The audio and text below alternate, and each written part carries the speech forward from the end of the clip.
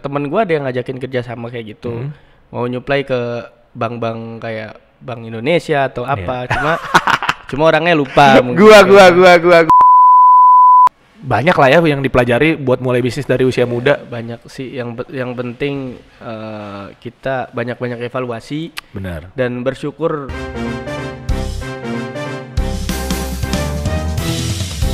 Ya, balik lagi dengan podcast unik, podcast Universitas Krishna Dwi Payana.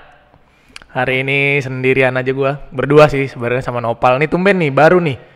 Baru nggak sih nih berdua kayak gini, baru ya? Baru ini kan episode yang bener-bener berdua. Ya, pertama. Ini episode pertama kita bener-bener berdua doang. Gua sama narasumber lah ya bilangnya ya. Ini kebetulan teman seangkatan gue juga, satu fakultas, beda kelas. Tapi lulusnya kayaknya duluan gua. Iya, ya nggak apa-apa lah, boleh deh. Beda-beda sebulan aja tapi Pal, jangan lama-lama. Gue mandirinya abis itu gitu kan. Siap. Kenalin dulu dong Pal. Kenalin, gua Noval dari Fakultas Universitas Krishna Dwi Payana. Fakultas Hukum. Fakultas Hukum ya. Sorry. Angkatan 2017. Yang sampai sekarang belum lulus. Ya, semester banyak. Hampir penuh deh tangan pokoknya. Jadi Nopal nih kita undang karena Nopal nih salah satu yang sudah memulai sesuatu lah di usia muda. Iya nggak sih Pal? Enggak juga sih sebenarnya. Untuk usia kita mau udah dibilang ya. Emang lu mulai umur berapa? Bukannya lu kepala dua udah lumayan gak muda lah. Iya sih. Cuman bukannya lu mulai sebelum kepala dua ya? Kalau mulai memang gua sebenarnya mencoba bisnis pertama kali. Gua mencoba bisnis itu umur 17. Nah, 17 pas gua kayak baru SMA. lulus SMA kayaknya. 17 lu baru lulus SMA? Iya. Lu kok 17 baru lulus SMA sih? Setahu gua kelas 2 deh. Baru naik kelas 3 17 tuh. Gua kan Axel. Serius? Axel setahun? Axel setahun. Waktu SD? SMP? SMA Axel setahun? SMA. Wih, gokil juga. Jadi harusnya tahun 18 harusnya gua baru lulus. Iya benar. Oh, Axel setahun. Berarti lu kelahiran tahun 2000. Oh, 2000. Oh, 2000. Pantes. Masih muda lah. Iya, beda dikit. Nah, di umur 17 tahun bisnis apa nih pertama kali yang lu coba?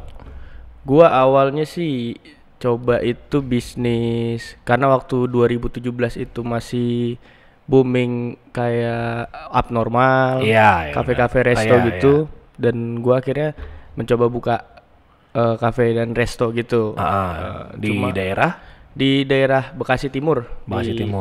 Lebih tepatnya di Jalan Asem sebenarnya. Ada dalam sih tempat gua. Cuman tetap pinggir jalan kan?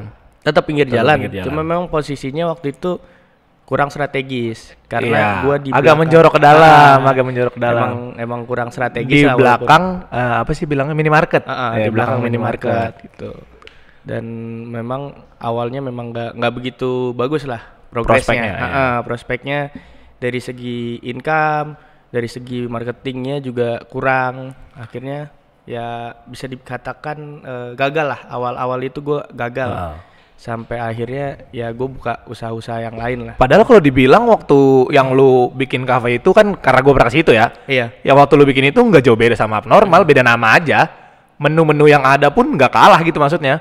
Dari rasa dan lain-lain tuh ya 11-12 malah mungkin enakan lu gitu kan karena mereka kan ini banget apa sih? Apa? SOP-nya udah begitu, kadang-kadang minyak kekeringan cuy. Cuma karena dia perusahaan besar. Iya benar. Jadi yang dijualannya nama gitu kan, bukan ini lagi. Bukan rasa lagi. Bukan taste lagi ya. Juga. Kalau gua kan memang karena tempat kurang bagus, maksudnya kurang kurang bagus lah istilahnya. Jadi gua ngandelinnya ke rasa dan makin lama juga karena memang gua masih umur 17, gue masih pikirannya main, labil. Ya jadi nggak kepegang, manajemennya nggak beres. Sama om lu waktu itu kalau nggak salah ya?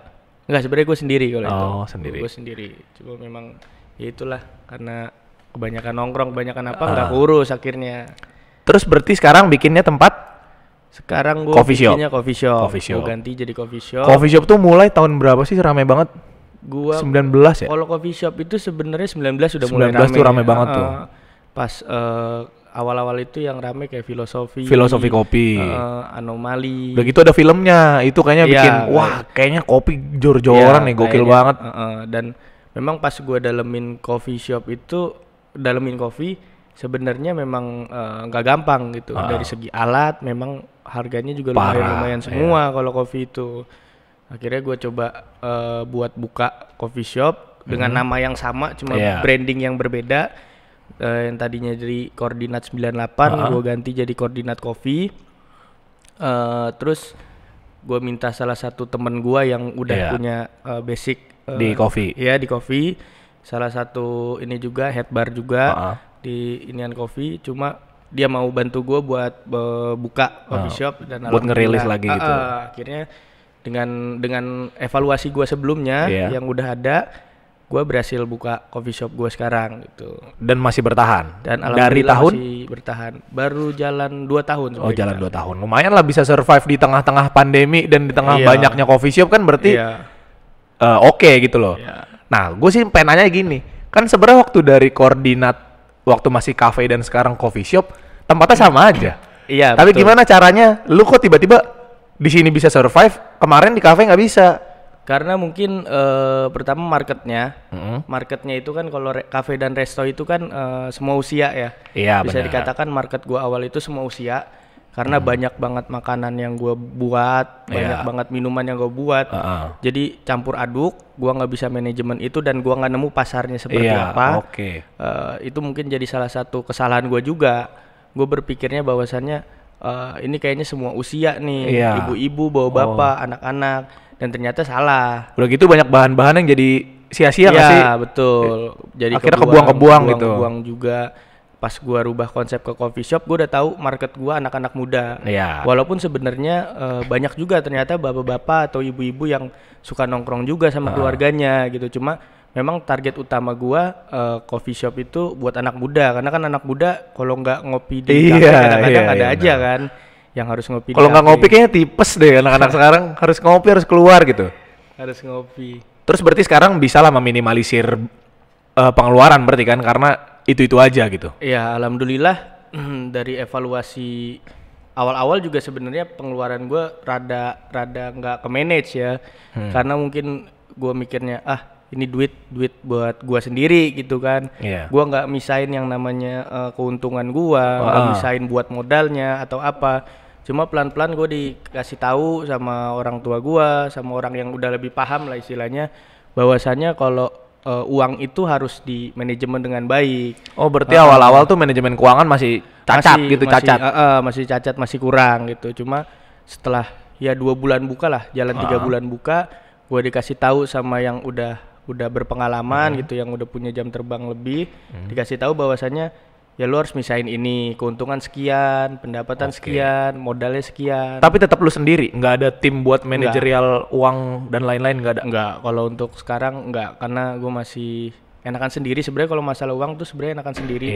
Karena takutnya kalau kita percayain orang, sensitif juga kan, sensitif gitu. Makanya gue apa-apa sendiri. Cuma paling gue minta laporannya aja, laporan keuangannya di bar itu seperti apa, nanti tinggal gue rekap, gue samain aja.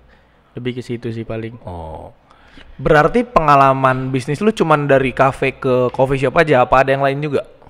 Kalau yang lain sebenarnya pas gua balik lagi tadi, pas gua buka cafe yang awal, yang gua gagal itu, gua sempat ngejalanin juga bisnis baju apa, konveksi gitu? Clothingan gitu. Gua mau bikin brand. Gua mau bikin brand. Dan memang brandnya udah ada, udah gua bentuk. Brand sendiri nih? Brand sendiri, dan kepalanya juga banyak. Istilahnya orang-orang di dalam situ tuh banyak juga, terutama teman-teman gua juga yang gua ajakin. Teman SMA atau nongkrong nih? Teman nongkrong gua. Istilahnya kita daripada nongkrong doang, benar. Kita buka bikin sesuatu lah ya, bikin sesuatu. Akhirnya gua buka proyekan baju millennials waktu itu namanya. Terus karena mungkin kita masih startup gitu ya, dan pemikiran namanya anak-anak nongkrong kan beda sama kalau diajak kerja sama atau diajak bisnis, itu kan ada yang pengen duit doang. Betul. Ada yang nggak mau capek, nggak mau ribet. Goalsnya beda-beda, isi kepalanya beda-beda. Nah, gue harus nyatuin itu semua dan gue nggak bisa gitu. Akhirnya proyekan baju gue sempat jalan 3 bulan dan akhirnya pecah, gagal istilahnya gitu. Terus gue juga sempet nyoba. Kalau sampai sekarang sih paling kafe sama ternak lele. Sampai sekarang masih ternak lele? Sampai sekarang alhamdulillah masih, cuma memang lagi kosong. Udah berapa lama nih ternak lele? Ternak lele itu dari 2020 akhir. 2020 akhir. Iya. Oh lumayan, setahun lah ya. Setahunan. Tapi gua dengar-dengar sih ternak lele ini susah gampang nih. Iya betul. Susah gampang. Kalau ternak lele tuh gini, kalau misalnya lu piara 1 biji, 2 biji, itu lu mau kasih air, lu mau kasih sabun, mau kasih apa, kadang dia nggak mati. Iya. Tapi giliran lu piara banyak, satu mati semua. Iya benar. Itu. Udah gitu kan lele kalau masih kecil kanibal kan? Iya. Saling makan gitu kan? Saling makan. Dan memang benar, gua pernah lihat juga pas lele gua ada yang mati, matinya itu dia lagi makan temennya gitu kayak keselak gitu. Dan memang dimakan gitu sama yang lebih besar gitu kalau lele. Makanya harus ada yang namanya sortir tiap 1 bulan, 2 minggu sampai 1 bulan. Setiap 2 minggu atau 1 bulan buat misahin itu. Berarti kalau kayak gitu lu kontrol sendiri juga? Kalau apa gitu, emang ada orang lu kalau minta buat orang lapangannya gitu? Orang lain, cuma buat iniannya tetap gua. Nah kan setahu gua ya kalau misalkan lele nih pasti kan lu butuh konsumen tetap nih. Iya. Kayak ya udah pasti apalagi lele kan pecel lele gitu, pecel lele. Lu ada kayak gitu berarti? Konsumen tetap. Oh, jadi lu pasti nyuplai ke dia gitu. Kalau kita kan sebenarnya sistemnya lele itu ada banyak sih sebenarnya. Ada yang lu mau jual sendiri langsung ke pasar juga bisa. Yeah. Cuma biasanya lu nggak bisa memenuhi stok pasar, kebutuhan pasar karena tiap hari ada. Iya benar. Dan kalau lu cuma ternak 100 ribu ekor, 200 ribu ekor itu menurut gua kurang buat di pasar. Karena tiap hari kebutuhan mereka bisa lebih dari itu. Iya, kita harus nyuplai tiap hari juga berarti kan? Ada yang seperti itu, jadi dari peternak langsung jual ke pasar sendiri. Berarti lu kuantitinya nggak segitu besar lah ya? Enggak. Walaupun itu sebenarnya besar, cuma kadang-kadang masih kurang buat di pasar itu masih kurang. Jadi kalau gua ngambilnya itu dari bandar, gua judi bola bukan? Beda. Beda. Kalau bandar mendingan main Zeus. Ya. Kalau misalnya bandar itu sistemnya kita sebagai peternak, ketika kita panen nanti akan ada bandar yang ngangkat itu semua. Oke. Bandar ini nanti yang nyuplai ke pasar gitu. Iya. Dan memang harganya kalau dari peternak diangkut bandar itu harganya memang gak semahal ketika lu jual langsung gitu. Karena kan jadi kayak pakai orang ketiga gitu kan? Iya betul. Jadi jasanya dia gitu, kepotong jasa lah ibaratnya. Dan dia pun pasti bukan cuma ngambil di kita doang, karena dia pasti punya peternak lain buat ngebutuhin kebutuhan pasar dia gitu. Just tip lah, dia just tip ya. Dia tinggal distribusin ke orang-orang gitu kan, dia ngambilnya dari kita, calonnya. Itu lumayan juga sih kalau itu. Oh, gue baru tahu nih ternyata kan di satu bisnis ada lagi nih yang lain nih kayak jasanya apa segala macem. Ada. Okay. Nah kalau lu di kopi nih kan banyak nih, karena gue juga punya temen yang usaha kopi kebetulan, cuman gara-gara pandemi dia hancur ya kan? Hancur apanya nih? Usahanya udah tutup. Kan ada nih kayak teman gue nih punya apa sih bilangnya? Keinginan dia, gue nggak mau kopi-kopi konvensional. Gua nggak mau kayak kopi-kopi kenangan pacar gitu-gitu. Dia nggak mau tuh kayak kopi-kopi cup gitu kan. Dia maunya single origin. Gua maunya ngajarin orang supaya orang-orang tuh tahu beans tuh apa. Terus biji kopi yang dari petani gitu-gitu. Nah lu tuh ada nggak sih kayak gitu, apa emang pure gue bisnis aja? Kalau gitu-gitu ada nggak? Gua pribadi sih gue menerapkan itu kepada karyawan gue ya. Jadi bukan tugas gue untuk mengedukasi customer, tapi tugasnya orang-orang gue yang ngedukasi ke customer gitu. Jadi gue kalau dari sudut pandang gue cuma ngelihat ini sebagai bisnisnya gitu. Cuma gue tetap paham seperti apa kopi, expertnya gue tetap paham. Cuma buat melaksanakan itu ya inian gua, orang-orang gua juga gitu. Karena kan kadang-kadang kita harus edukasi juga customer yang nggak paham kopi. Cuma kalau gua mikirnya lu nongkrong di tempat gua harus paham kopi, menurut gua itu terlalu idealis betul. Karena yang gue incar sebenarnya kan cuannya, kita kan incar cuannya kan. Namanya bisnis ya? Iya, kita ngincar cuannya. Jadi ya tugas gua ya udah yang penting ini berjalan. Gue paham pegawai gue bisa gue gaji, terus gue juga paham tentang kopinya juga seperti apa, walaupun nggak expert dan nggak bisa langsung nyampein ke customer, Cuma untuk idealis seperti itu gua nggak terlalu ini. Karena itu kan termasuknya idealis juga sih. Iya, benar-benar. Teman gua ada yang cukup idealis kayak gitu, kayak sebenarnya sih nggak segitunya. Akhir-akhirnya dia tetap jualan vanilla latte, red velvet, gitu-gitu, matcha. Cuman di dalam dirinya ada ego yang kayak gitu tuh. Gue pengen dah orang-orang tahu nih single origin tuh apa, V60 Japanese gitu-gitu, pengen ngajarin orang gitu. Karena gue juga basicnya bukan orang yang suka kopi. Gue nggak terlalu suka kopi dan gue sebenarnya nggak bisa minum kopi. Gue mendingan minum whisky, vodka. Gue bener-bener itu lebih menarik kayaknya. Itu lebih menarik kayaknya. Cuman emang ngelihat namanya orang bisa ngelihat peluang kan ibaratnya gitu. Lu bisa ngelihat peluang waktu itu ada azan. Kita skip bentar. Oke, kita lanjut. Tadi break azan. Soalnya nggak kedengeran kalau lagi pakai ini kan. Bener. Jadi bukan kita nggak menghargai, cuman emang nggak kedengeran. Untung diingetin sama temen yang di sini. Kita memang tidak menghargai.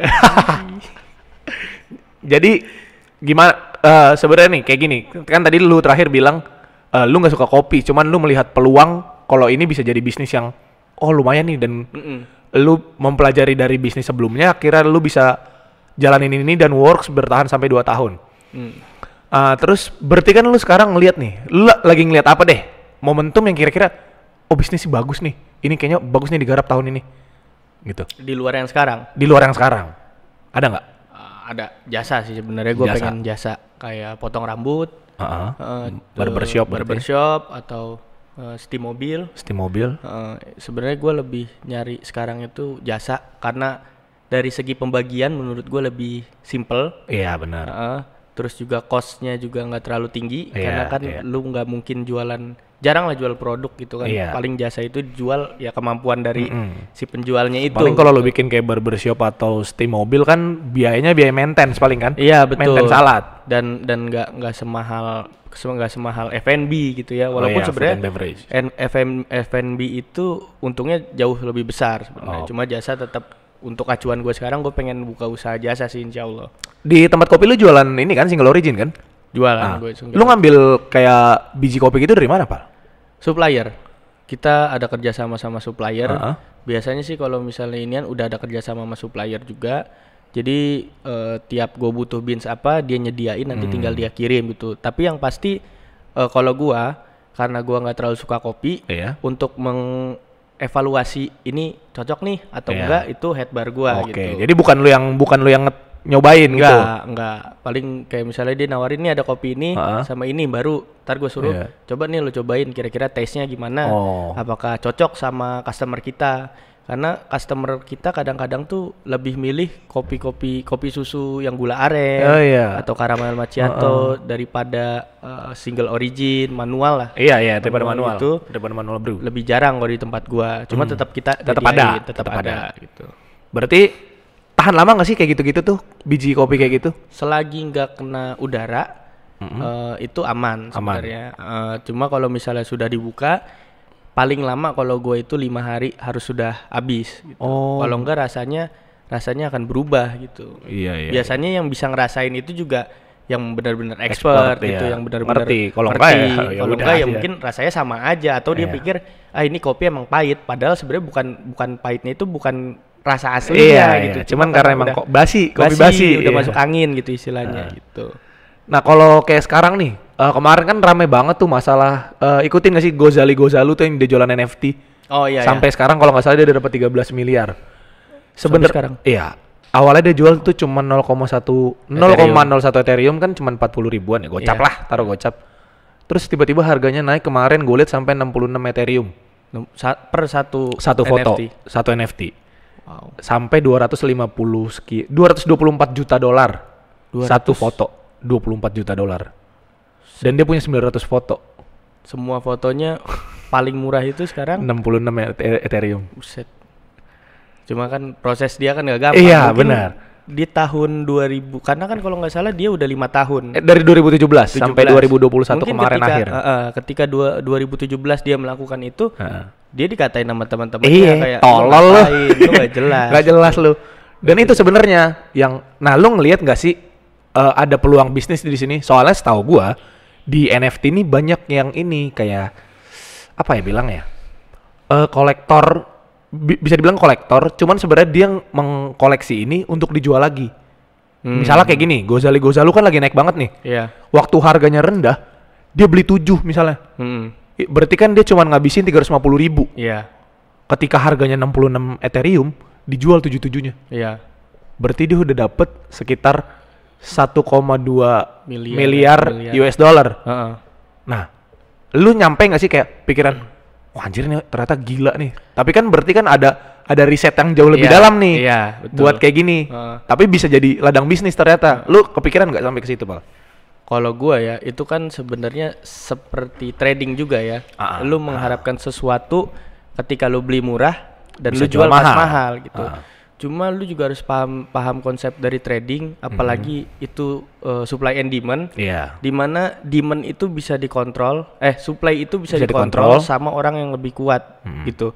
Kayak misalnya dia punya 900 foto. Gua di 2018 misalkan gua beli 500 fotonya Gozali, berarti kan fotonya Gozali yang beredar itu kan cuma 400 sekarang. 500-nya gue punya. Nah, gue mau ngepam itu harga gue bisa karena gue punya 500. Iya betul. Nah, punya gue lebih banyak daripada yang lain.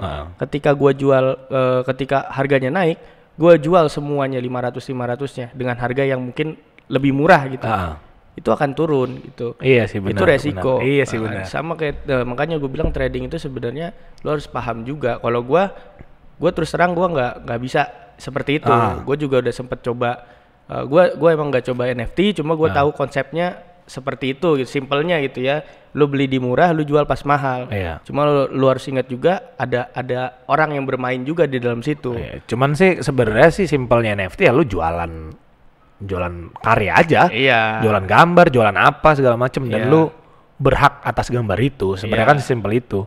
Cuman emang aneh deh, aneh tapi nyata aja gitu sekarang ya kan. Semuanya bisa jadi duit. Bahkan gua ngelihat main game, gua nggak tahu itu game atau apa. Dia beli bangunan bank BCA, dia beli bank apa SCBD segala macam dengan harga yang murah, terus dia bisa jual lagi dengan harga berkali lipat gitu. Gue juga nggak tahu itu gimana caranya karena gue nggak ke situ. Mungkin gue lebih, kalau dibilang sekarang itu bisnis yang seperti kita ini ya udah ketinggalan zaman. Iya benar. Dan lu ini nggak sih ngerasa kayak gue harus belajar kayak gini nih karena 5 atau 10 tahun ke depan kayaknya bakal jadi kayak gini nih gitu. Ngerasa nggak lu? Kalau dibilang sebagai pebisnis ya? Dibilang ngerasa. Cuma pasti di situ harganya nggak murah-murah. Iya benar, di situ nggak ada yang murah gitu. Ketika lu mau beli sesuatu aja minimal aja, gua nggak tahu ya ada yang murah atau enggak. Cuma yang pasti yang digoreng sama media di TikTok segala macam itu kan harganya gila-gila. Iya fantastis. Dan gua kalau mau mulai itu dengan harga yang gila dengan pengetahuan gua yang minim, gua nggak mau ngambil resiko. Gitu. Hancur sendiri. Mendingan cuman yang pasti. Bisa dibilang lu bisa survive di tengah 2019 waktu tempat kopi itu ngaco-ngaco banget ya. Menurut gua bukan rasa yang jadi penopang usaha lu, cuman kenceng-kencengan modal. Menurut gua waktu 2020 kali. Iya, waktu kopi tuh kayak lagi wah parah deh kayak setiap belokan lu bisa ngeliat coffee shop. Kalau menurut gua ngeliatnya kayak gitu. Wah, kalau lu kalah modal mah habis lu. Memang ada yang mau gua disclaimer dulu bahwasannya gue sampai di titik ini juga karena ada privilege gitu. Gue nggak mau bilang kalau gue dari nol, gue dari nggak punya apa-apa enggak. Gue punya privilege juga karena gue nggak bayar tempat. Mungkin salah satunya gue nggak bayar tempat sewa, jadi gue cuma mikirin bagaimana membayar karyawan. Dan alhamdulillah bisa gitu. Mungkin kalau misalnya gue buka sendiri tanpa ada privilege, gue nyewa tempat, terus lagi listrik, karyawan segala macam, gue bisa aja kalah gitu. Gue bisa aja mati di tengah pandemi gitu. Iya betul. Karena salah satu yang menunjang ya itu juga mungkin. Iya sih. Ya cuman ya udah keren sih menurut gua lu bisa bertahan di tengah-tengah pandemi yang dimana kayak banyak banget orang yang gitulah bisa kita tahu waktu pandemi awal-awal ya 2020. Cuma menurut gua walaupun orang-orang yang hancur atau tutup di saat pandemi, sebelum pandemi misalnya dia rame, sesudah pandemi dia tutup nggak bisa bertahan. Menurut gua orang yang sebenarnya lebih hebat dari gua. Kenapa? Ilmunya dia udah punya, dapat terus secara kemampuan dia bisa bertahan gitu di pandemi walaupun nggak lama gitu. Cuma dari segi itu aja menurut gua dia udah lebih jago. Kenapa? Dia harus mikirin bayar yang lain-lain, Gue cuma mikir bayar karyawan aja. Itu kalahnya sama keadaan lah ya. Kalahnya sama keadaan. Untuk pemikiran segala macam dia pasti udah manage itu lebih baik dari udah mateng lah. Kalau suatu saat dia punya modal lagi untuk bikin satu usaha, pasti udah ngerti bagaimana konsep dan prinsipnya ya kan. Betul gitu. Nah sekarang kan lu udah ngerti nih. Berarti tapi buat lu sendiri masih ini nggak sih, masih enggak deh, nggak mau ambil risiko deh. Masih ada nggak sih kayak lu mau bikin barbershop nih?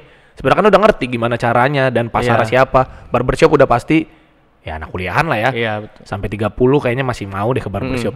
Nah lu masih ada nggak sih pikiran kayak gitu? Gue nggak mau deh take a risk deh.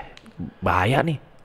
Kalau gue selagi penganalisa gue bagus, selagi gue menurut gue itu akan manjang gitu, minimal 5 tahun lah. Gue bakalan buka gitu. Tapi ketika berani dan gue juga harus ngeliat sekitar juga nih kan. Karena kan kompetitor terdekat itu kan pasti sekitaran kita juga. Kalau misalnya kompetitor kita yang sekitaran itu kurang rame atau apa, gue berani ngambil dengan inovasi gue yang lebih, gitu. Karena kan dari segi penglihatan dia buka duluan sebelum gue, tapi kenapa nggak rame? Mungkin harus ada yang evaluasi nih dari tempat dia. Gue berani buka di situ. Kenapa? Karena nanti dari tempat dia yang gue lihat sepi, gue bisa evaluasi kekurangannya apa, gue jadiin kelebihan di tempat gue. Salah satunya di situ juga gue harus ngelihatnya gitu. Lu kalau ngelakuin kayak gitu apa sendiri Pak? Misalkan lu kayak tadi deh lu ngeliat gue mau bikin barbershop, anggap lokasinya di sini gue udah dapet, di sekitar sini ada 3 barbershop, terus lu kulik lu analisa tuh lu sendiri, apa lu punya teman untuk sharing untuk apa segala macam gitu, apa lu udah sendiri kalau aja? Temen pasti ada buat sharing, ada. Cuma tetap pikiran otaknya ada di kita gitu. Kita harus benar-benar milah sendirilah, walaupun istilahnya temen menurut lu ngobrol sama temen lu ini bagus nih, gak usah takut gini walaupun benar gitu ya. Cuma kalau memang dari ini lu kurang ya jangan gitu, karena ketika lu udah memimpin sesuatu ragu, menurut gue jangan, nanti bakalan hancur sendiri, lu nya jadi pusing mau ngapa-ngapain gitu. Karena kan setahu gue ya usaha yang sekarang tuh ada 2 nih istilahnya. Ada yang memang lu buka terus rame karena inovasi, rasa. Terus ada juga yang karena trafficnya. Iya benar. Trafficnya memang sederet itu, misalnya tukang barber semua. Nah, mau lu bikin sekacau apapun, lu bakalan laku karena memang itu udah trafficnya, udah jalannya gitu. Nah, kalau misalnya gue nemu traffic yang seperti itu, gue berani aja, buka tanpa konsep, tanpa apa-apa gitu. Jadi waringin banget tuh kayak gitu. Tapi kalau misalnya gue buka di lingkungan yang jarang yang ada barbernya atau cuma 1-2, gue harus berpikir matang tadi dari segi kekurangannya sekitar gue, misalnya kompetitor gue kekurangannya apa, atau kalau misalnya dia rame, gue juga harus tahu nih kenapa dia rame, karena kita kan mau buka nih kan, kita harus evaluasi juga nih. Ketika kita buka, usahain tempat gue lebih bagus daripada tempat lo. Kalau tempat dia sepi, berarti ada yang harus gue iniin gitu, gue ambil contohnya. Oh gitu. Sama aja kayak sate Taichan Senayan ya. Bukan karena enak ya kan, cuman karena emang full aja sate Taichan. Karena trafficnya udah sama kayak lu ke Galaxy. Gue sih jarang ke Galaxy ya, cuma dari yang gue tahu rata-rata beberapa mungkin ada yang rasanya kurang enak atau apa. Cuma karena memang traffic tempat kopi, lu mau buka kayak gimana pun pasti ada yang beli. Aja. Walaupun gak rame ya, tapi pasti ada yang beli gitu. Lumayan. Jadi sehari kejual minimal 20 cup kan gitu-gitu kan. Sama kayak ke Taichan, benar-benar. Balik lagi deh ke tadi nih, masalah jasa nih. Gua kemarin sempat ngundang juga yang jualan jasa Justip lah bilangnya ya.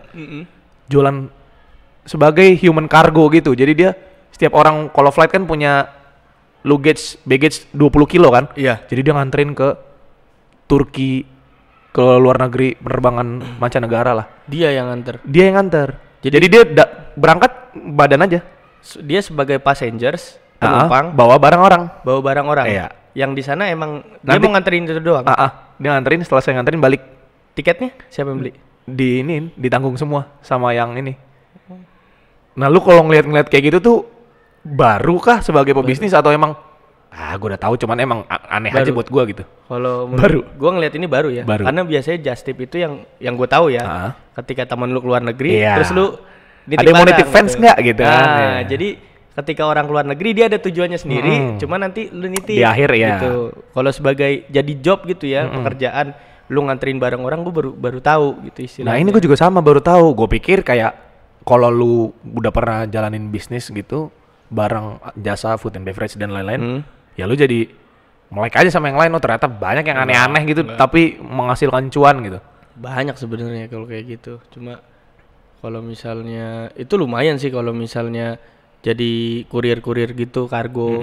Apalagi kalau keluar negeri ya, lu bisa sekalian liburan. Iya benar, jalan-jalan, ya kan. Udah gitu lu nyampe sana dibayar, lu balik bawa belanjaan lagi. Iya benar. Lumayan juga. Yang penting jangan jadi kurir narkoba guys, soalnya bisa dihukum mati kalau ketangkep. Enggak sih.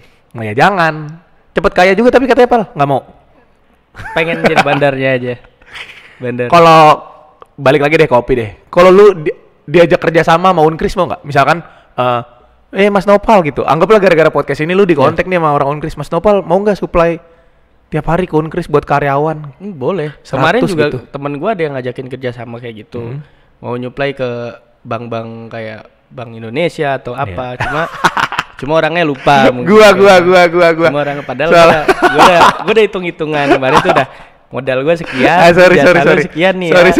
Sorry. Cuma kata gue nggak ada kontak nih. Soalnya ada juga anak Unkris juga itu yang bikin tempat kopi. Dia bilang dia sering supply ke Bank Indonesia dan lain-lain selama seminggu sekali. Jadi ternyata BI itu bikin setiap kali jam 12 itu dia ada coffee break. Tapi seminggu full itu dia beda-beda pasti tempat kopinya. Oh iya. Kayaknya untuk mendukung UMKM juga. Ya, jadi teman gue waktu itu dapat berapa bulan gitu. Jadi dia seminggu sekali pasti bikin 500 cup. Lumayan itu. Kalau nggak salah 500 cup sekali ngirim gitu. Dan teman gue yang tadi gue cerita yang single origin itu, yang gila single origin, sama pernah dapat kayak gitu juga. Itu lu tahu apanya? Masuk kayak gimana? Coba deh lu ingetin gue lagi nanti. Kalau waktu itu gue udah bilang ke lu, nanti ingetin gue lagi. Gue memang pasar gue sebenarnya gue nggak nyampe sana gitu karena gue malas banget istilahnya, bukan malas ya, gue nggak ada keberanian buat datang ke sana terus gue nawarin vendor. Itu kan jatuhnya kayak vendor ya, kayak tender gitu kan. Kayak tender nggak sih? Nggak tahu deh, soalnya kan mereka yang memang punya program itu. Ada programnya ya? Iya. Dan mereka ngebuka berarti. Mereka mencari. Kayaknya. Kalau mereka mencari sebenarnya gue berani aja. Cuma kalau ujuk-ujuk gue datang nawarin sih. Iya benar. Soalnya kalau teman gue dari temannya lagi. Oh iya, emang harus ada orang dalam juga sih. Siapa tahu nanti Unkris kan kayak gitu mau kan lumayan juga kan. Berarti kan mensejahterakan mahasiswanya dan lain-lain. Kita juga kan kebagian kopi tiap hari 5 kan berarti. Ya lu markup aja harganya baru lu ambil sebagian. Udah kayak gitu deh pokoknya. Jadi pokoknya banyak lah ya yang dipelajari buat mulai bisnis dari usia muda. Banyak sih, yang penting kita banyak-banyak evaluasi. Benar. Dan bersyukur kalau misalnya lu punya kelebihan dari segi material ataupun non material, terutama support orang tua ya. Karena ada aja yang punya materialnya, punya uangnya, punya apa tapi nggak disupport. Cuma bersyukur aja ketika kita disupport sama orang tua ya itulah. Jadi satu tenaga pendorong lah ya, bensin banget gitu. Betul, apalagi untuk mensejahterakan keluarga gitu. Kalau tujuan lu seperti itu mungkin inian lu makin lebih besar lagi untuk menjalani bisnisnya, pasti harapan lu lebih besar lagi dan takut buat gagal gitu. Oke. Sebenarnya menurut gua di zaman sekarang nih yang tadi kita udah bilangin kayak Gozali nyari duit tuh nggak cuman sekedar kayak lo harus jadi PNS, harus jadi apa. Enggak, bukannya mendiskreditkan ya maksud gua ya. Kalau nyari pekerjaan itu cuman banyak banget jalan buat nyari uang sekarang ya. Betul. Jadi kayaknya bisnis masih jadi salah satu pilihan yang cukup baik lah. Yang gampang itu lu main game aja sekarang dapat duit kan. Live streamer, pro player, main Zeus, main apa kan dapat duit kan. Itu dapat istilahnya. Ngeliatin buah doang padahal ada tuh yang ngeliatin buah. Kadang-kadang dapat duit di situ. Itu juga termasuk sebenarnya kerja juga. Teman gue beli Beat dari itu. Hah? Beli Beat. Jual Fortuner. Motor Beat. Jual Fortuner tapi baru beli Beat. Beli Beat ini jual Fortuner. Jadi ya gitu deh buat semoga ini dilirik nih sama apa namanya? HIPMI ya? HIPMI PT Unkris, ada himpunan Pak Wisnu pengusaha muda Indonesia. Pak Wisnu ininya. Pak Wisnu juga ya? Bukan. Pokoknya ada UKM baru sekarang. HIPMI namanya. HIPMI PT Unkris. Himpunan Pengusaha Muda Indonesia. Iya. Coba lu gabung deh. Ada iniannya Unkris gitu istilahnya. Siapa tahu kayaknya sih isinya. Karena gue taunya kalau HIPMI itu kabupaten, kota, itu ada bagiannya juga. Kalau kampus gue baru tahu nih. Ada, setahu gue emang ada di kampus-kampus. Nah ya semoga yang kayak gini-gini malah mendorong nih buat anak-anak Unkris, teman-teman mahasiswa Ya, mau nih mulai bisnis nih. Ya mungkin gue juga butuh banyak evaluasi juga mungkin Iya. kalau gue masuk situ mungkin gue paling bodoh juga di sana. Ya, siapa tahu ya Siapa kan, nggak ada yang tahu. kan cuma Ada pohon yang lebih tinggi ya kan. yang penting kita itulah evaluasi aja kalau memang Iya. ada kekurangan, ada masukan silakan diterima Oke. gitu. Oke, makasih Nopal nih udah mau datang sharing lah ya Siap, buat siap. sesuatu yang baru lah buat gue nih. Gue nggak ngerti, tahu cuman nggak ngerti ya kan. Gue juga sebenarnya gue takut omongan gue kemana-mana Iya. tadi. Cuma gue harap Benar-benar. ya nggak terlalu jauh lah ya. Ada positifnya yang bisa diambil lah ya. Gitu. Oke, makasih nih Nopal udah datang. Semoga bermanfaat buat yang nonton, bisa memulai bisnis. Ada yang bisa diambil lah dari Nopal sebagai orang yang udah jatuh, bangun aku. Ya, sampai jumpa lagi di episode selanjutnya. Dadah. Dadah.